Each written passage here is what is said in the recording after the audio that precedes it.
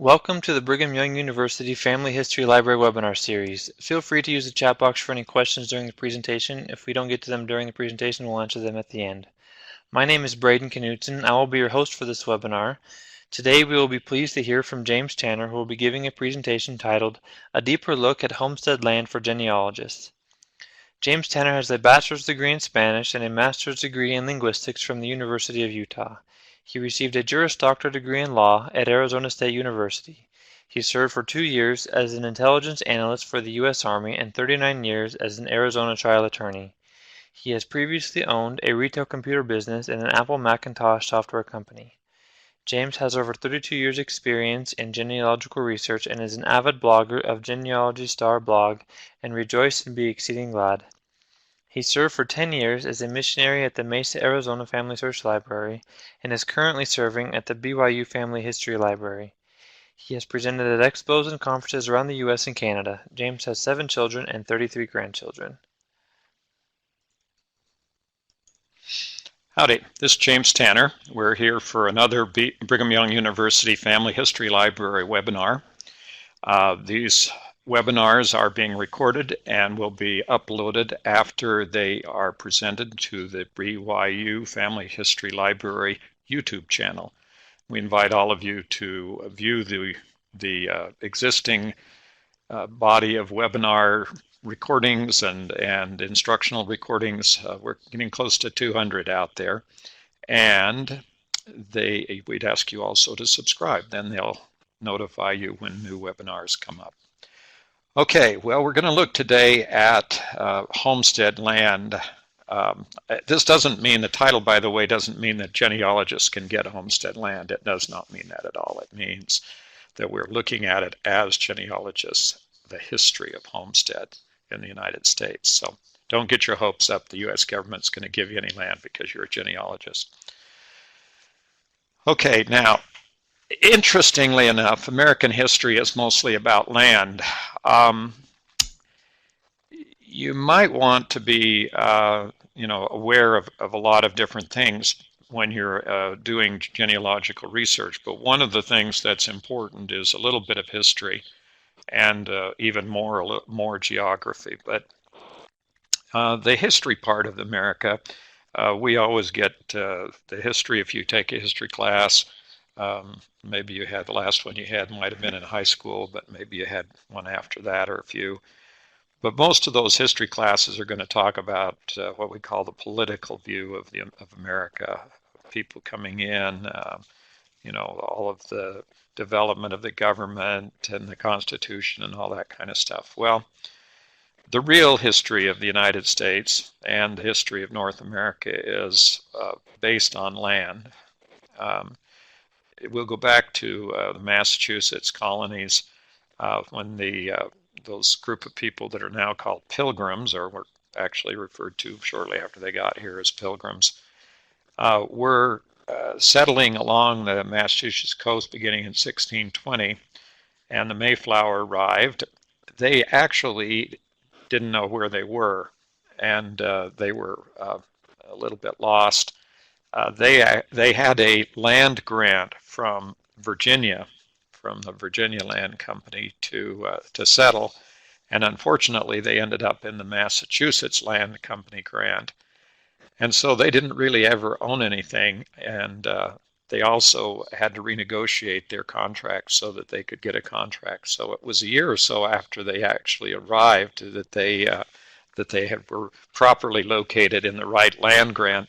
It's also interesting to find out that almost half of the people who came on the Mayflower were not religiously motivated, but they were land people who were looking to exploit the land in the New World. That was one of the reasons for the Mayflower Compact, because they had what were the insiders and the outside of the strangers, as they called those people who were not part of the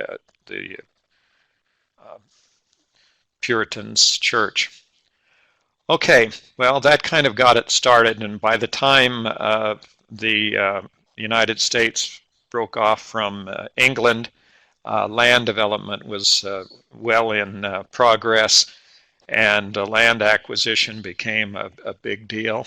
And this map shows the U.S. territorial acquisitions across the country. The original 13 colonies are shown in the dark sort of brownish color on the East Coast, and then the larger land purchases, the Louisiana Purchase, the Oregon Territories, Mexican Cession, as they call it, which the United States obtained after the Mexican War, and then the Texas annexation, and all of the different parts of the country that came together, the last piece being the Gadsden Purchase, which was a piece across the bottom of New Mexico and Arizona. It's always been interesting to speculate what would happen. And the story, of course, that comes back is that the surveyors were drunk and they managed to miss the Gulf of California when they went across. I don't think that's ever really been verified, but that was always the story in Arizona, because if they'd gone straight across instead of angling up like it did, Arizona would have had a seaport. And it's probable that Yuma, which is now a fairly good-sized town, but nothing like it would have been had it been on the Gulf of California. It would have been another Los Angeles or San Diego. And it's very probable that the capital of the state would have been down there on the sea coast rather than up in the middle of the desert. Okay, so there's lots of things you can speculate about when you start getting into the land acquisition. By the way, Ohio, which was the first area in the United States to be exploited, was the subject of a lot of land speculation and development. And the idea, I know today we talk about subdivisions and subdivision development. We have, the visions of little curvy streets with parks and schools. And the answer was, well, the original subdivisions were out there in Ohio back right after the Revolutionary War, and beginning in the 1780s, 1790s, when people started to move across Pennsylvania. Okay, well, this gives you an idea of how the land was acquired, and the interesting part of it is that once the United States got all the land, they got it all together, then what did they want to do with it? Well, they just started to give it away. And the first part of it was bounty land warrants. And these were compensation paid to soldiers from the Revolutionary War, the War of 1812. And basically what that was when a soldier was served, the government didn't have the cash to pay them, so they gave them a warrant, which was like a piece of paper promissory note, or whatever you want to call it. It was, the technical legal term would be a chose in action, which allowed the soldier to exchange that for a certain amount of land depending on the rank of the soldier. Those bounty land warrants were like script. They could be sold and transferred just like a stock certificate and used at any time. And so those bounty land warrants were one of the major ways in which people acquired land from the government. The second part of that was the homestead. The homestead was a concept of giving a certain portion of land, of federal land, and there were also state homestead grants. One of the biggest ones was in Georgia. But this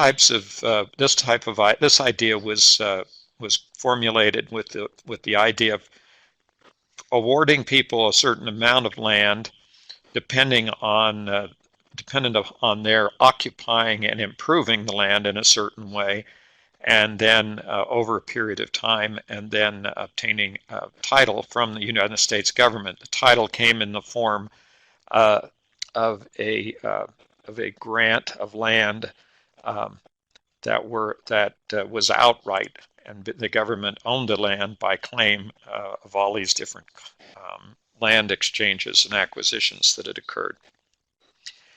Of course, once there was private ownership of land, and particularly in the state land states, which we'll talk about in a minute, the transfers began to occur almost immediately upon the arrival of the early colonists, beginning with Jamestown and then with Plymouth colony. with up in Massachusetts and then the other colonies as they were established. So there was always the proposition that people would sell their land privately and do this. Now, all of these transactions, by the way, from bounty land warrants to the homesteads to the individual transfers and trades of land that have occurred since then, they comprise the largest body of records that are useful for genealogists in the United States. So if we're talking about sheer quantity of records out there, that land records are the largest body of records that can be used to establish various relationships and interests of our ancestors. And in some cases, for example, and just pull one example out of the air, I have seen where we've been able to establish the family and all of the members of the family and their relationship through a deed to a piece of property. So thinking that these are something that just are out there. Now, another thing that's important to understand is that land records were not maintained for the benefit of genealogists. They were maintained for the interests of the government and the people who would be subsequent owners of the government's property. So you're not going to find land records primarily in those genealogical websites like the large online websites such as Ancestry and Family Search and MyHeritage and Find My Past and others. These websites have a few land records, but compared to the huge body of land records that exist, there's really very, very small number of records. So when you do look for land records, as we talk about later in this a little bit, I'll talk about it, is you're going to go to places where the land records are kept, and that's primarily for the government. It is in the federal government's records, either in the National Archives or in the Bureau of Land Management, or in individual agencies that were the ones that transferred the property. And if it's state lands, it's in the state archives or the state land records. And if it's local, between individuals after the initial transfers, then they're primarily held in county records throughout the country. So each of the individual counties, although there are state consolidations of the land records which are now occurring, and some of these are online. Some are actually free and contain a lot of information, including the ownership, the chain of ownership of the property, or what we call the chain of title to the property. Okay, so now we're going to move into the federal land. The federal government presently owns about 640 million acres, or about 28% of the land in the United States. So given the fact that originally the 13 colonies owned their land and the government owned the rest, then you can see that the government has done a pretty big job, a pretty good job, and it was a big job of transferring some of the land to private ownership. 93% of that federal land, however, is located in the 13 western states. So you have a kind of real disparity here, because a state like Connecticut has the least federal land with 0.3%. In other words, 0.3% of the land in Connecticut is owned by the federal government. That's probably mostly facilities like Army bases, if there is one, or post offices and government offices and things like that that are owned outright by the federal government.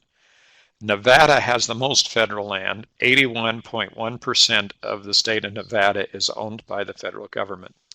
And you hear a lot about this out here in Utah. It's the second highest, and 66.5% of it is owned by the federal government. The difference between Nevada and the United States, I'm not sure, because I don't live in Nevada, that there isn't the same amount of controversy, but Probably there's more controversy in Utah because there's more things that people do with the land in Utah, and a lot of conflicting interests. So but it's interesting to see that way over half of the land in Utah is still in the federal government's ownership. Okay, so let's go back to the idea of why genealogists should be interested in land records.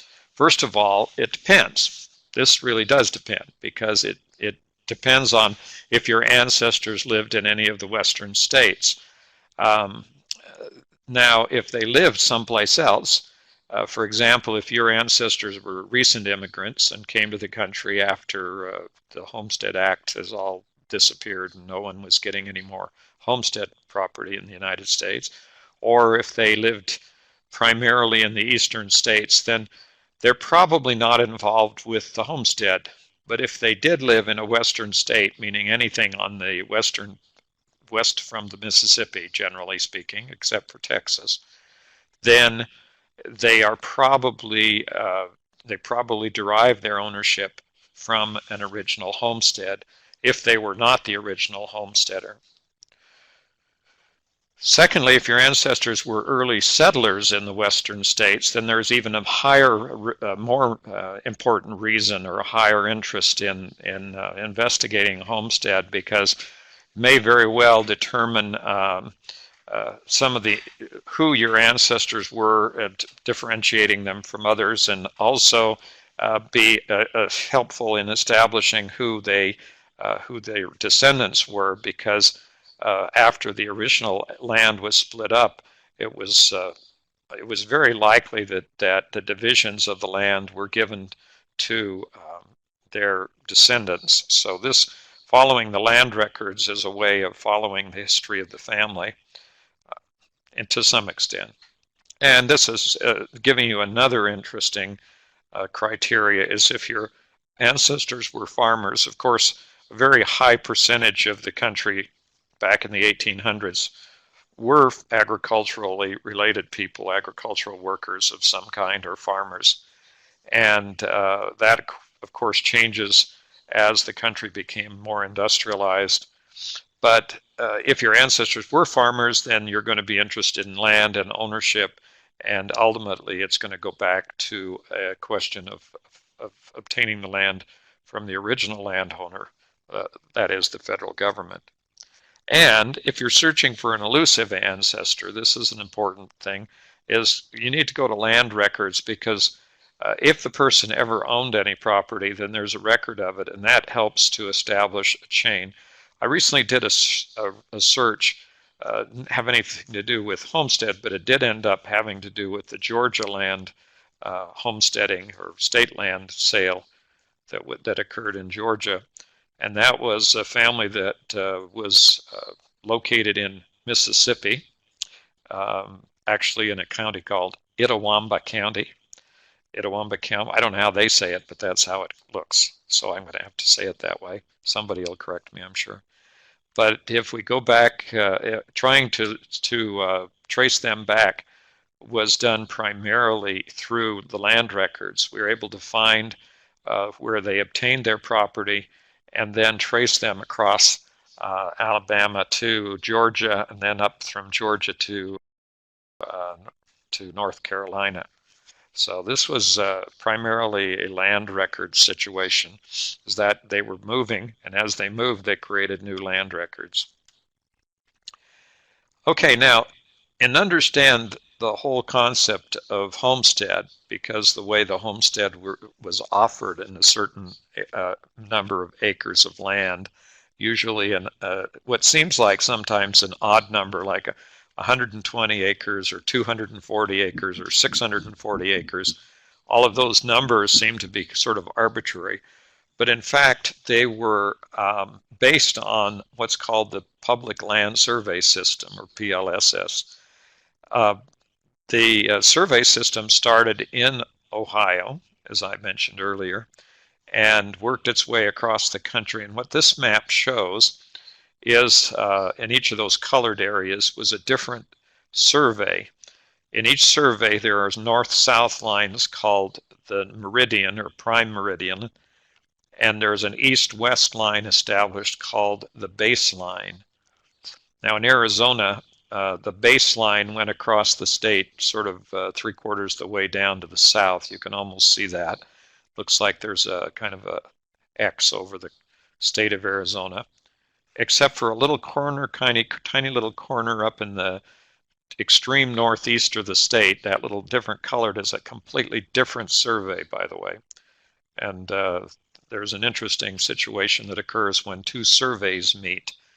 Um, we were recently driving on back roads from Arizona to Utah, and the road is going across the desert just about as straight as you could drive a road, and it suddenly did an extreme left-hand turn, a 90-degree left-hand turn, in which we did, and then it went for about a half a mile, and then there was another very extreme right-hand turn.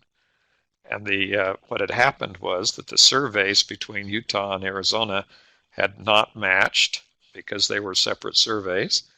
And what had happened is that the survey lines were off by that much between the two states, and that was the border between the states when we made the left turn and then the right turn.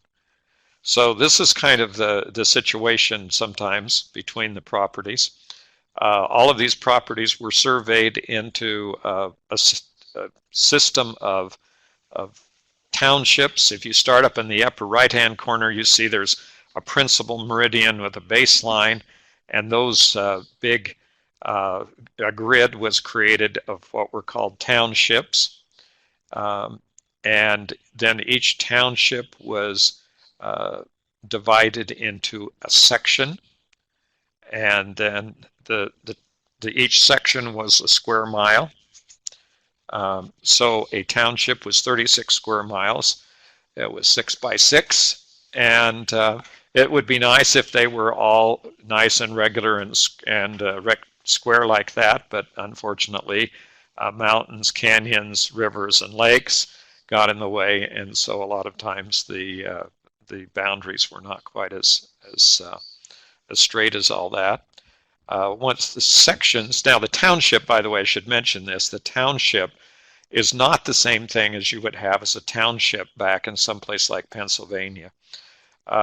Townships back then were political subdivisions between the towns and the counties. But these townships are regular divisions done by the survey system that was created. So people, the surveyors actually went out with their surveying instruments and marked the lines between all of these different parcels of property so that people could buy land and or settle it through the homestead. And then each section is divided into smaller units, which are described according to their position within the section. So you've got to know which is north, which direction's north, which direction's south, east, and west, because the sections are numbered according to their position on the township. So this is the most confusing part, by the way, of the whole public land survey system, and that is that they start in the upper right-hand corner and numbered across from east to west, and then they start back from west to east and so forth, crisscrossing back and forth across the townships. Now, once you understand how this works, you can locate any piece of property in the public land survey system from its legal description. And you can use this, as I've shown in other previous webinars, how to use those land descriptions to actually plot exactly where your ancestors' land was located on a map using Google Earth. So if you go back into the BYU webinar series, you'll find a webinar on plotting these land descriptions. Now, the reason why we say this is because the reason I'm explaining this is because all of the homestead land, all of that huge amount of land that was transferred to private ownership by the federal government the legal descriptions were all done in this particular system. So there's nothing else you need to know. Now, of course, when people came along and resold the land, they didn't necessarily follow the same procedures. So you will find what's called metes and bounds descriptions within the public land survey system. So somebody would sell all the land on the north of a water course, like a river or a creek or whatever, or to the east and west of a fence line. And those descriptions don't fit the pattern, but all the original descriptions from the government strictly follow this pattern of land description. Now we're going to look at the Homestead Acts. The first Homestead Act actually predated the U.S. Civil War, or war between the states. It was the 1848 Donation Land Claim Act of 1850. Well, okay, the government gets their dates off occasionally. Even though it did start in 1848, they got around to making it official in 1850, I assume. But it is called the Donation Land Claim Act, and it had to do with the Oregon transfer or claim up there, and which now includes parts of Washington, Oregon, Montana, Wyoming, and Idaho. And so that was an area, and it basically was part of the incentive for what was called the Oregon Trail, all the people who were traveling up to Oregon to claim land. But the real issues that occurred in this time period, of course, had to do with the balance between the free and the slave states, between the North and the South, which ultimately culminated in the U.S. Civil War. So the idea of giving away land became an extremely unpopular topic with the South, because they thought it was a move by the North to increase the free states. And since the South didn't really claim any additional lands, and most of the eastern part of the southern Virginia, North and South Carolina, and Georgia were not federal land states, there's not a whole lot they could do to give land away. But I did mention the fact that Georgia did have a land sale that got rid of a lot of land. Knowing about these various acts and knowing about the politics behind them, and also understanding a little bit of the history of how the people acquired the land and why they did, helps you to follow your people across the United States and to track their movements so that you can determine who it is that you're talking about, and make sure that you've got the right people as you're doing your genealogical research. In this particular Donation Land Claim Act, you could get 320 or 640 acres of land for free between 1850 and 1854. The map shows the area as it existed in 1848. The law was passed in 1850, and it gave 4 years window where you could get that 320 or 640. Now, the 640 figure is not some arbitrary number they pulled out of the air. That's the number of acres in a section or in a square mile. So a square mile has 640 acres. So 320 acres is half a section. It was $1.25 an acre. Actually, that was quite a bit, because if you calculate it today, well, no, I mean, really speaking, $34.95 an acre in today's prices.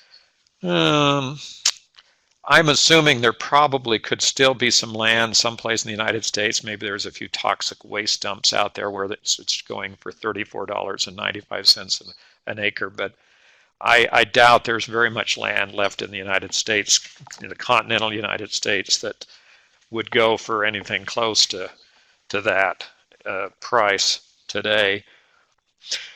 There might be some larger parcels out there that might come close to that, but I really doubt it. Okay, so now we're going to talk about the Homestead Acts themselves. That previous one was sort of a precursor to the actual Homestead Acts, the acts that passed to give away a certain amount of land. Now, when we think about it, you think, oh, it's free land. Well, free is sort of a relative term in this concept of homestead. And we'll talk about the requirements that were imposed on the land, so-called land purchasers, before they were able to get their patent, which is the final deed from the United States government. So the first act was passed in 1862, and there is a very close correlation here between the date and the beginning of the U.S. Civil War.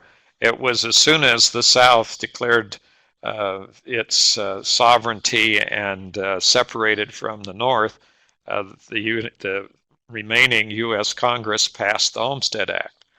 So it was just a matter of waiting for the South to declare its intentions and separate that the Homestead Act became a reality. And the amount that was given was usually 160 acres. So 160 acres would be a quarter section. Depending on what you're doing with the land, 160 acres could be a considerable amount.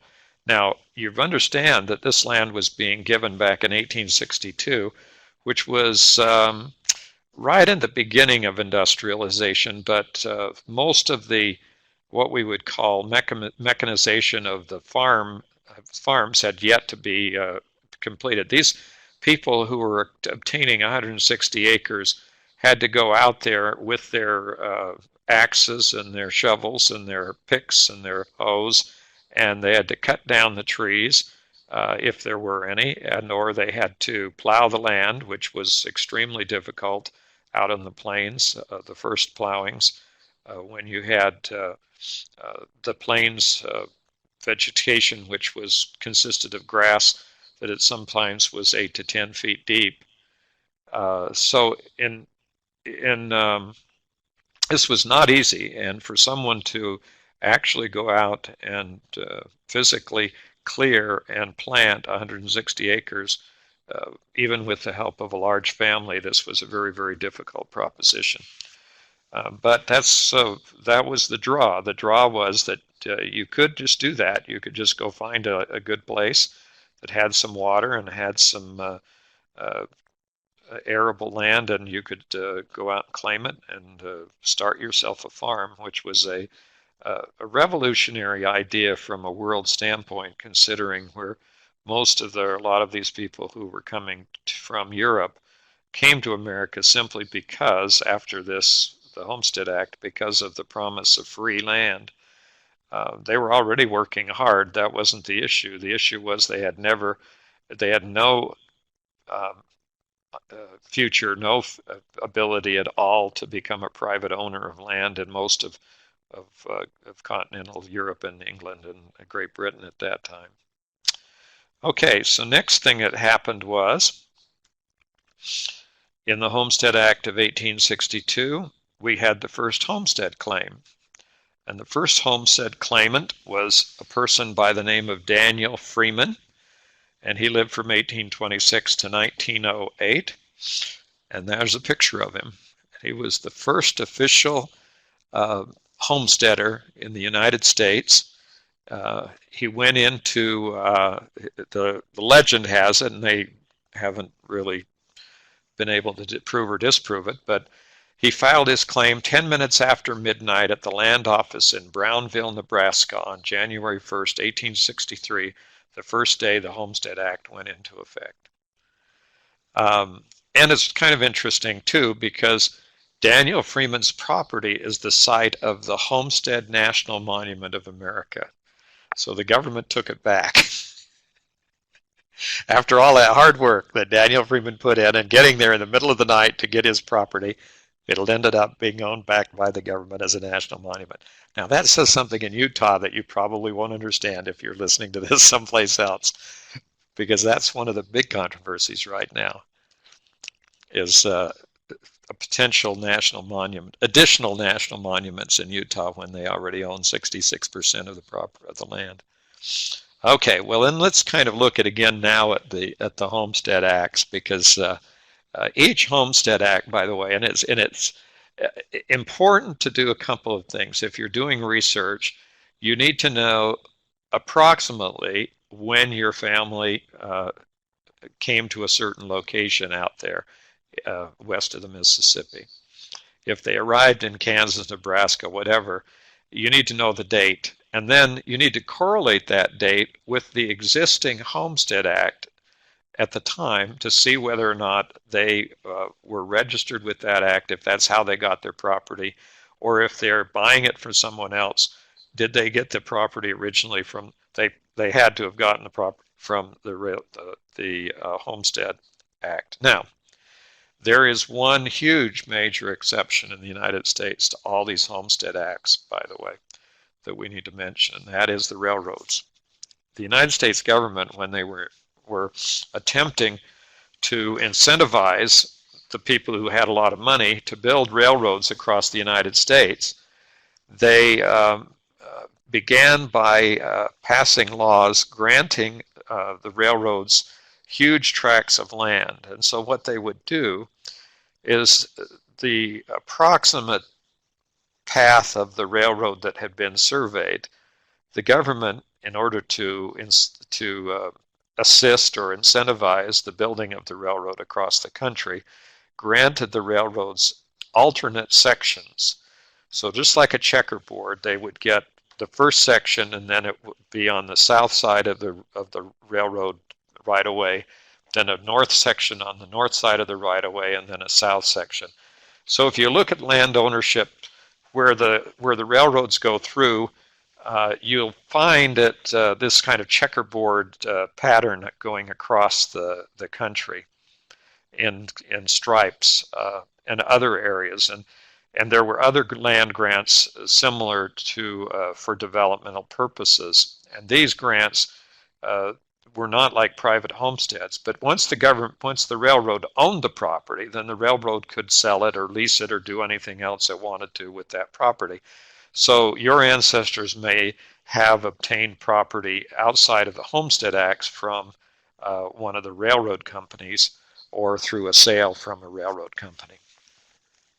Okay, so the next act was called the Southern Homestead Act of 1866. You'll notice that date's kind of important. It's about right after the Civil War, and that's when the United States got control over the South again and passed this act.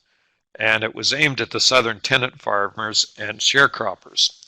So the idea here was to get these people off of the big land, the plantations that were established in the South, and get them into owning their own property.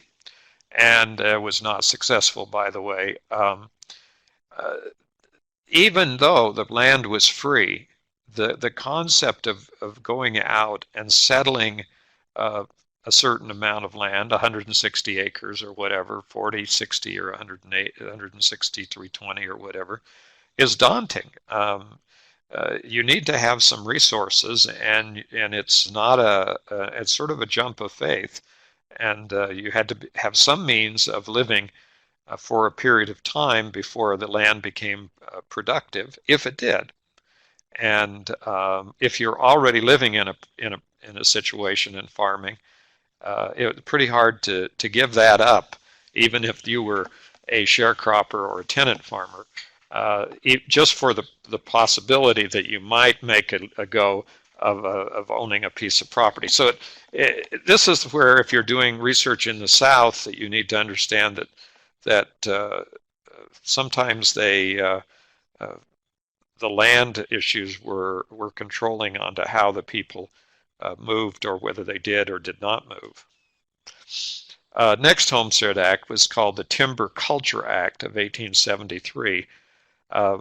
By this time, the United States, particularly because railroads had started to cross the country, began to realize that keeping those wood-burning railroads and all of those wood-burning stoves and wood burning and buildings was doing something very important, and that was it was basically depleting trees. So the Homestead Act of 1873 gave 160 acres of land uh, when you had at least 40 acres planted in trees. So even if you bought cleared land, you were required to plant 40 acres of it in trees. Now, interestingly, when the first colonists arrived in the New World, that they called the New World in America, on the East Coast, primarily English and Spanish and some French colonists who came to the New World, what is now United States and Canada. The the land that they found was covered with trees, literally, all the way from the East Coast to the Mississippi River. And there are stories about the land from the Appalachian Mountains across to the Mississippi that there was never a break. In other words, you could walk all the way across the country in the shade, uh, literally. There were so many trees. By the time of the 1800s, the late 1800s, after a couple of hundred years of colonization and expansion and industrialization, uh, the land was pretty much stripped. There were almost no trees. And so hence this was a very important thing. Now, if we fast forward to today, obviously we no longer depend quite as heavily on burning timber or whatever for our for cooking and heat and all of the other things that we do.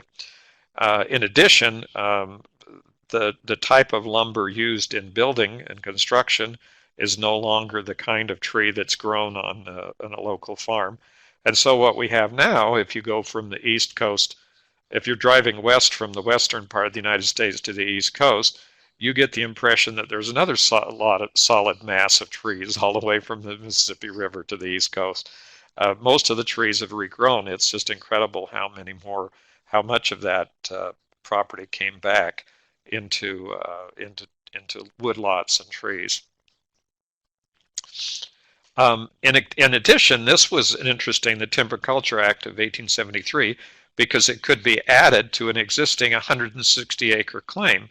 So in essence, what you could do was get another 160 acres, and as long as they were at least 40 acres was planted in trees, then it was you could get additional land from the government. And of course, what you would do is, if it was as a lease, so you could get a woodlot, have a 160-acre woodlot that you could then sell off the timber, and except for 40 acres, and make some money. Okay, the next one was called the Land Revision Act of 1891, and what that did was it gave you 320 acres with a decreased irrigation requirement. Now, here was the situation, of course.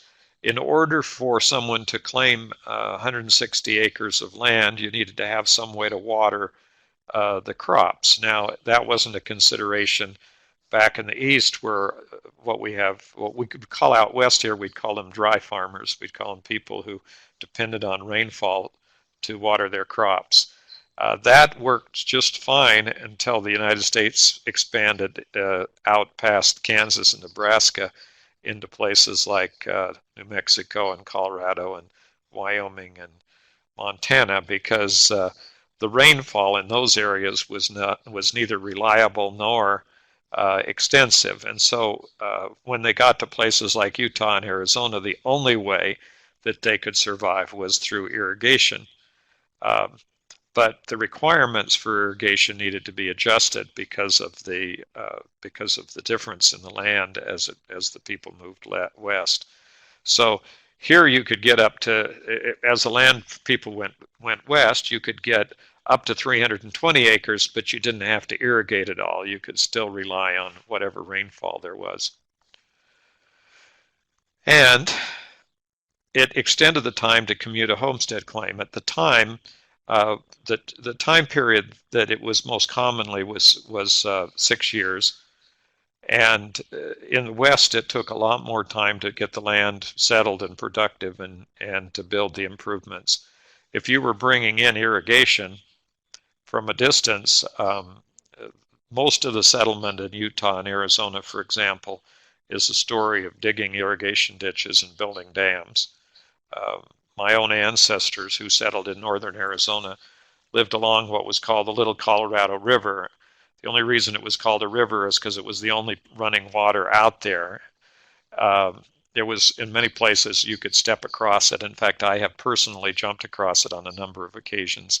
So it's not a very big river, but it was all they had. And they had to build a series of dams because in the summer it would almost dry up. But in the winters and during the storm season, there were huge floods that would come down, huge flash floods, and the dams would get washed out time after time after time. So you see some changes in the Homestead Act as they reflect the the background and the needs of the settlers. And as you're doing research into these, as you're beginning to understand the relationship between these land purchases and the history of your family, if they did come from the West, or the history of any place in the United States that needed water, then you begin to understand the importance of all of these changes and how they could affect them. Now, under that homestead and subsequent acts, here's a copy of my great-grandfather's patent, signed by Calvin Coolidge, the President of the United States. And this is back when one of the big duties of the President of the United States was to sit around signing this stuff. So actually they had to sit down and sign it. And later they figured out that they could just kind of copy their signature and stamp it on with a stamp or something. But in these days it was actually signed. So this is the way that the land was described in Henry's homestead. It's called the north half of Section 12 in Township 18 north of Range 18 east of the Gila and Salt River Meridian, Arizona, containing 320 acres. Okay, so this is half a section, one half of a square mile, half a square mile. It would be 1 mile by 1/2 miles or thereabouts. And it is the north half of the section, and it's Section 12, and it's in Township 18 north of Range 18 east. Okay, so you start on the Gila and Salt River Meridian, which would be the corner of Central Avenue and Baseline Road in Phoenix, which is no coincidence that it was called Baseline Road because it's on the baseline. At least they didn't call Central Avenue Prime Meridian Road, but there are some Meridian roads out there. But that corner, you go 18 townships to the east. Remember that, 6 times 18 miles. And then you go 18 townships north again, and that gives you up to the point where you are up in northern Arizona. And then you go half a section of that township. It's in Section 12 of that township. So you're 1, 2, 3, 4, 5, 6, 7, 8, 9, 10, 11, 12. It would be in the upper right-hand corner, one down, right below Section 1. And then you would get the north half of that. So that's how you would look at it, visualizing it in your mind. And so now you can give a pretty good idea of exactly where that is just by thinking about it. Okay. In 1904, there was what was called the Kincaid Amendment. And what that did was, because of this problem I've just told about, which is the watering land productive issue, they increased the acreage in western Nebraska to 640 acres. It was just not possible for farmers to develop the land and spend the time and the energy to develop it when they were growing crops that were possibly lost every few years. So the risk was too high on smaller parcels. It's better lose a whole bunch of money than a little bit of money. No, that wasn't the way it worked. It was basically a question of economics, of scale of economics, that once you got to a certain size, the land could be farmed. By 1904, of course, mechanization had begun. There were columbines and other things, although they were primarily drawn by horses still in 1904, that they were still a lot more efficient than the original farm equipment, and especially more efficient than having people go out and cut down corn or grain by hand. Remember, 640 acres is one section. That's 1 square mile of property. As a kind of an aside, the entire English measuring system was based on personal physical measurements, and eventually evolved into this system of acres and sections and all these kinds of things. But if you look at that, and we're not going to do it during this particular webinar, but if you look at the measurement system, you'll find out it makes a whole lot of sense. Everybody talks about, for instance, the metric system based on base 10, that it's how simple it is because everything is on a base 10. Well, the only thing, the English system is equally as understandable once you understand the system. It's not complicated at all. It's just the numbers are not even round numbers like 10. Okay, and then in 1909, the Homestead Act was enlarged, meaning they gave an increase to 320 acres everywhere. And that was, once again, the issue here was the process or concept of dry farming, which became one of the more speculative and risky businesses for farmers to get into. In the West, and it's no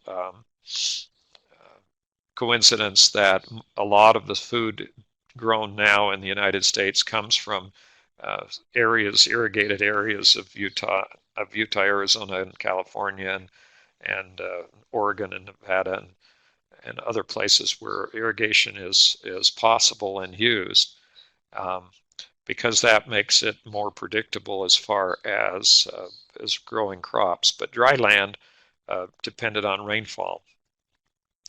So once again, 640 acres is section, 320 acres is a half section. The next in line was the Stock Raising Homestead Act of 1916. And this was aimed at ranchers. Now, the ranchers needed more property than was even feasible for most individual farmers to handle. This is the time before the huge consolidations of land for these mega farms, where we talk about all of that. Very few of the Americans today live on family-owned farms. That's kind of a thing of the past. Although there are substantial numbers of family farms, but the large farms are the ones that are growing. They're even much larger than whole sections of property. But the Stock Raising Homestead Act recognized the fact that to keep cows alive, you need more than a few acres. And 640 acres, or a complete section of land, was a possibility. Of course, part of the issue here with stock raising had to do with the concept of grazing altogether. And in the western part of the United States, we had what was called open range, and that meant that the cows could range just wherever they went. So the idea of allowing or having the cows penned up into sections of land was kind of foreign to the concept of these huge ranching operations that existed in the West. But once again, we got your section thing. And the interesting thing here is that by 1916, a lot of the land in the West had been fenced off. There was an invention of of a type of fencing using uh, metal wire with little barbs on it, and they called it barbed wire, B-A-R-B-E-D, wire, which, by the way, had metamorphosized into bob wire in my country.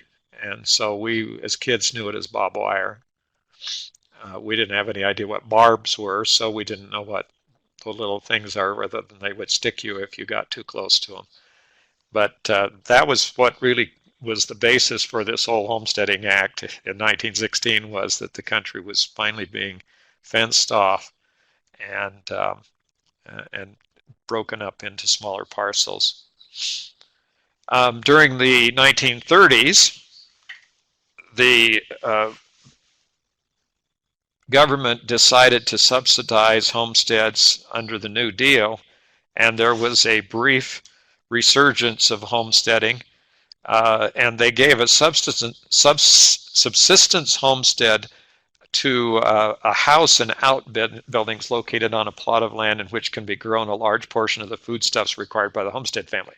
Okay, so these were putting people out on enough property to grow a home garden where they could live off the land, but not intended to become productive in the commercial sense. And by the way, this was not like the biggest and most successful thing that the government did during the 1930s. Now, this brings us up to the last homestead claim. The Homestead Act became effective on January 1st, 1863, and was effective until 1986. So up until 1986, well, after I was out of high school and into my college career, and actually I was living in Argentina in 1986. That's probably why I didn't go out and do homesteading, but I think not. I don't think I ever thought about being a homesteader. By that time, over 2 million people had made homestead claims. Now, if you take that 2 million people and all their descendants, you can figure that quite a bit of our country is descendant from homestead people. And the homesteaders settled about 8% of all the land in the United States. That seems like a very small number, but when you figure that a lot of the land is still owned by the federal government, and what isn't owned by the federal government is tied up in state lands, and what isn't owned by the states is probably not worth settling on. There's a lot of wasteland in the United States, particularly out here in the West, as we call it.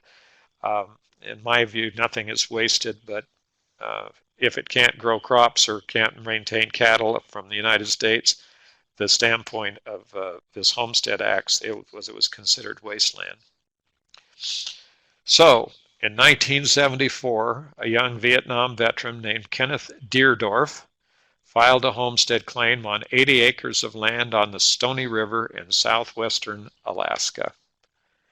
And here he is in front of his cabin.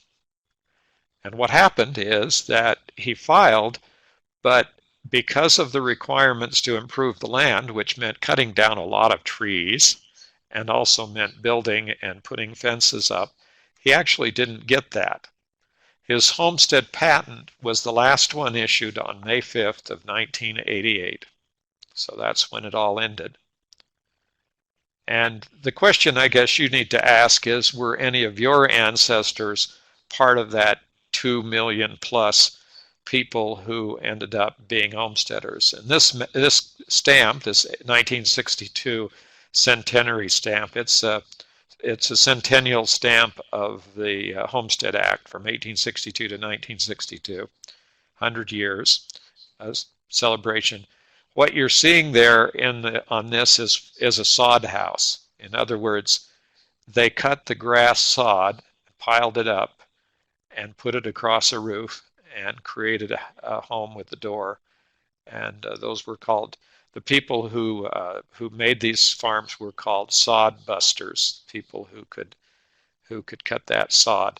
And that sod, which was the grass, the roots of the grasses in the plains, was structural actually, because it was that hard.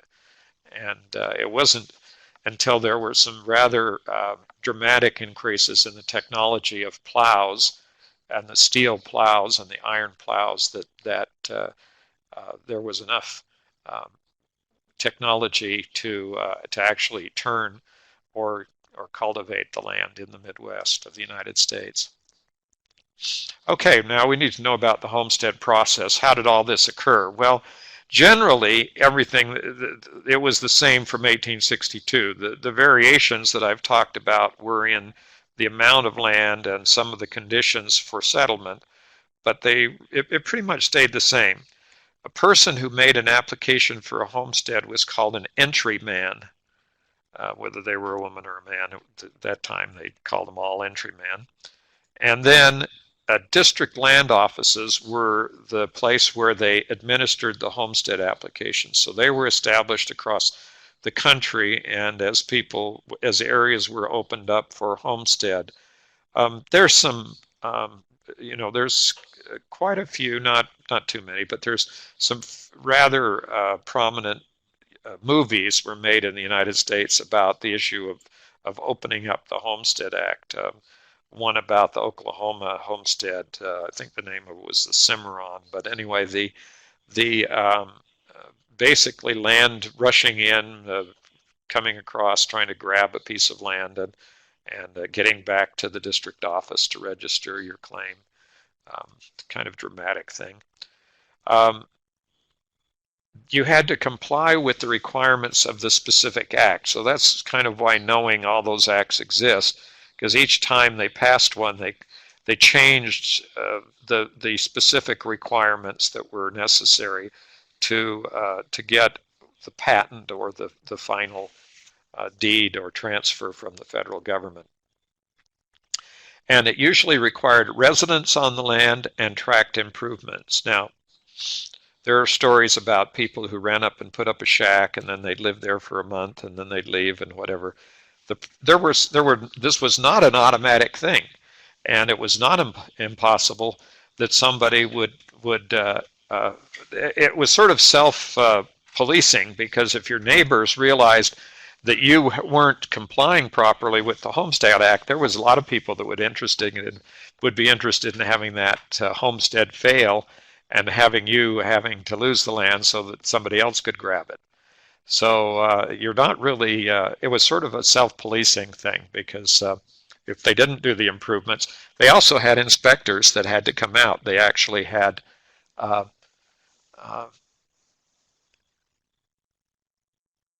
I guess we have a question about, I just came in. Anyway, so people would enforce it. There's a question about explaining why Texas is called a homestead state. Well, it's not. It's a state land state. And whether they gave away their land. Texas was a republic, part of Mexico. They declared their independence. They fought a war with Mexico. Most of you can kind of remember the Alamo and things like that. And they owned the land. It was not federal land. So Texas is kind of its own special category of state. Their land grant system and how they distributed land is entirely separate than this whole thing. We can go into that, but we're not, probably not today. And then you had to file with the government final papers attesting that all of the improvements that were required were to be made. This could include dwelling units, they could include water, they could include wells and fences and things like that were required depending on the acts that were in force. And then they had to prove up their claim, meaning they had to file affidavits and whatever, and the government inspectors had to come and look at the land and see that you've actually made the improvements that were necessary. And then the final thing was that the proof of claim went to the General Land Office in Washington, D.C., which is known as the GLO. And the General Land Office would then review the proof of claim and issue a patent, which I showed you already a copy of one signed by the President of the United States. So here it is again.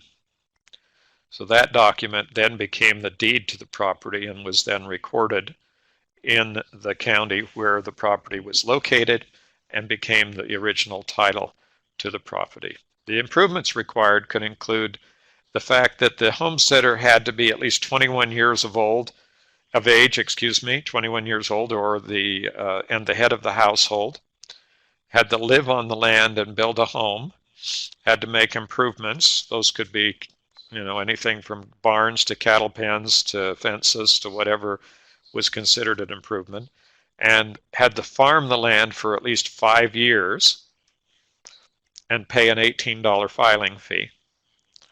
So this was kind of the way that it was. So you had to stick it out for 5 years of farming, and that could be a challenge, or it might not have been that big of a challenge. Now, when you're searching for homestead records, pretty easy to do that actually in the United States. We have a website for the Bureau of Land Management General Land Office records, the BLM-GLO website, and it contains the land patents, which are the deeds issued by the federal government. It has the survey plats and the field notes to how they determined where the land was located. It has land status records, which are the records of what was happening to the land to comply with the homestead, and those are all on this BLM-GLO website. And then we have the National Archives that has the records that document the transfer of public lands from the U.S. government to private ownership. These would be the internal documents of the transfers. And it also has 10 million individual land transactions in the custody of the National Archives. So basically all of these records are in the National Archives, the actual land transactions that occurred. And interesting thing is they're not digitized and they're not online and searchable. So if you're going to do research in the National Archives, you're going to be in there looking for these, although there are ways to find where those records are located. There are also case files that cover the land entries in all of the 30 public land states as opposed to the state land states. And research is done in the land entry files of the General Land Office, and these are the ones in the National Archives. And this is a brochure that's online that explains where to go, and it's research in the land entry files of the General Land Office. It's called Record Group 49. And this general information leaflet is number 67. So if you search for this online, you'll find a copy of this that explains what it takes to get into the National Archives to do this research into the land entry records. Now, why would you want to do this? Let me give you one really good reason. Because a lot of these people were immigrants, and a lot of the people who did the homestead were the original immigrant from Europe, and a lot of the information that's in these files about proving up the homestead and making the application may very well disclose the true name of your ancestor if they changed their name when they came to America, and they may also have information about their place of origin. These are very interesting records. They also may be able to clarify family situations and arrangements that you would not otherwise be able to understand without looking at the land transfer records. Who got the deed and who did they transfer it to? That may be a crucial point in determining a relationship in some of these families that came to America.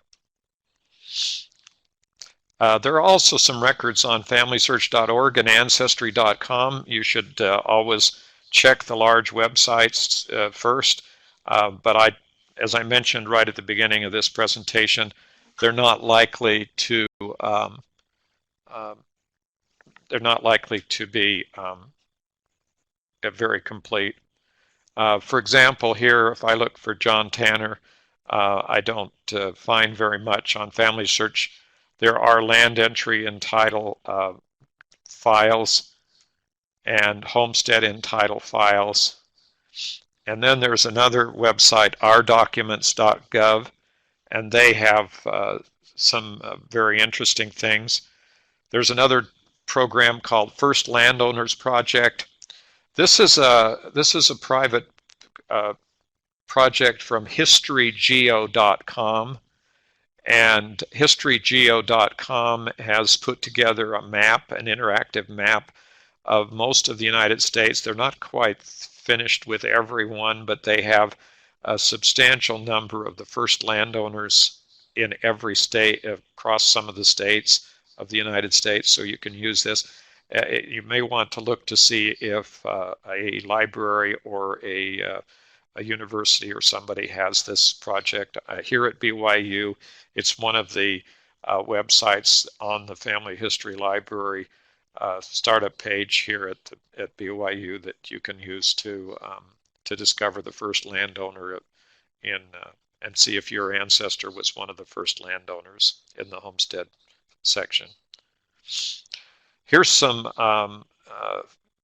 connections. This is glorecords.blm.gov, and my looking at some of this information came out of Wikipedia, Homestead Acts, and then searches on ancestry.com and archives.gov for some of the other information. So you can always pause a video and copy these down. Thanks for watching, and this has been another BYU Family History Library webinar. Remember that these are being uploaded to the BYU Family History Library YouTube channel, and that if you subscribe to that channel, then you'll receive notifications of the new webinars as they are uploaded and other training materials. Thanks for watching.